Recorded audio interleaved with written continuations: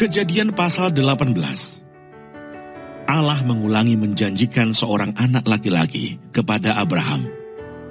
Kemudian Tuhan menampakkan diri kepada Abraham dekat pohon tarbantin di Mamre, sedang ia duduk di pintu kemahnya waktu hari panas terik.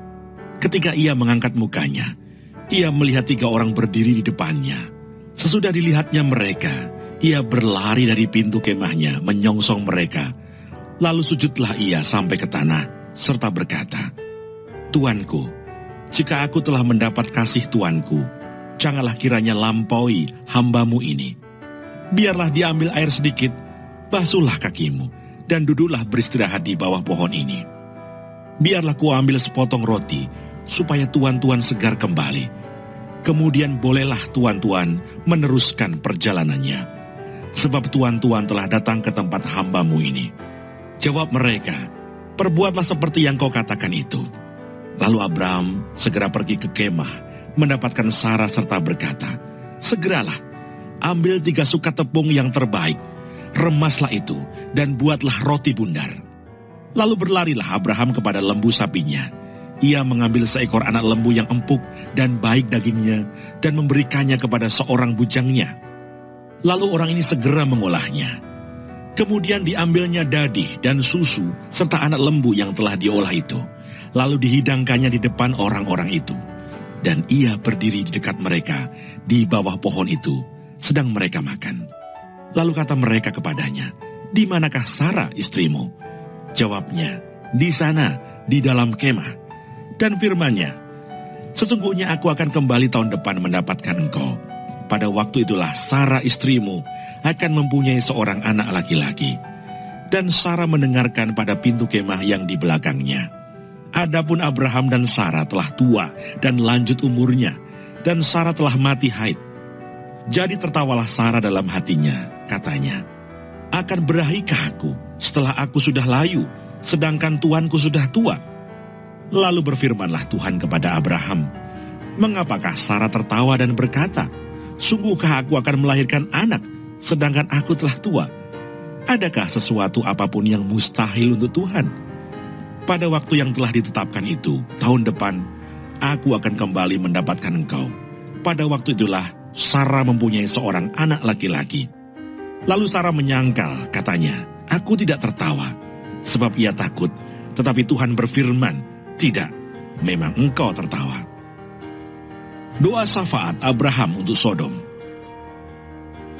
Lalu berangkatlah orang-orang itu dari situ dan memandang ke arah Sodom. Dan Abraham berjalan bersama-sama dengan mereka untuk mengantarkan mereka.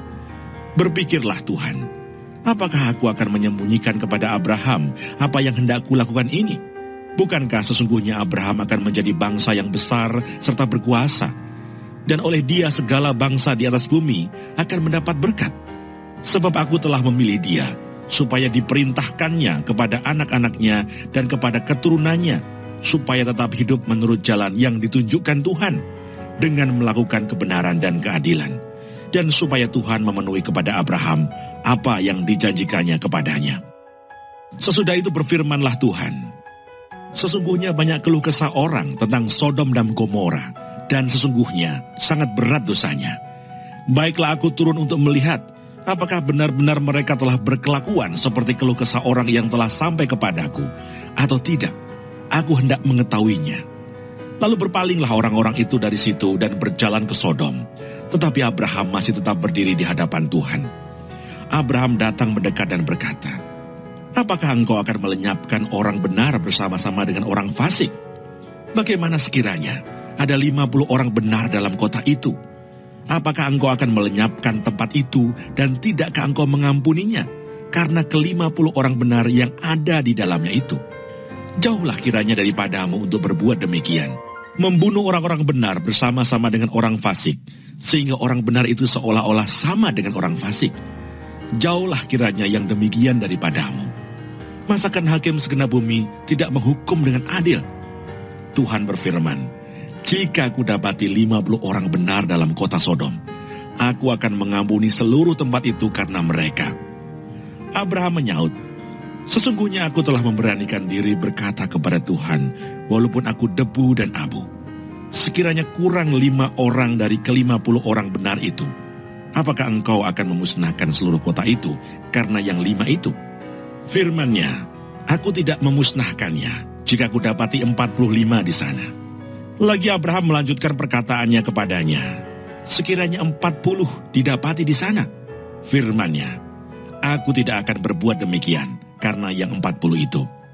Katanya, janganlah kiranya Tuhan murka kalau aku berkata sekali lagi, sekiranya 30 didapati di sana.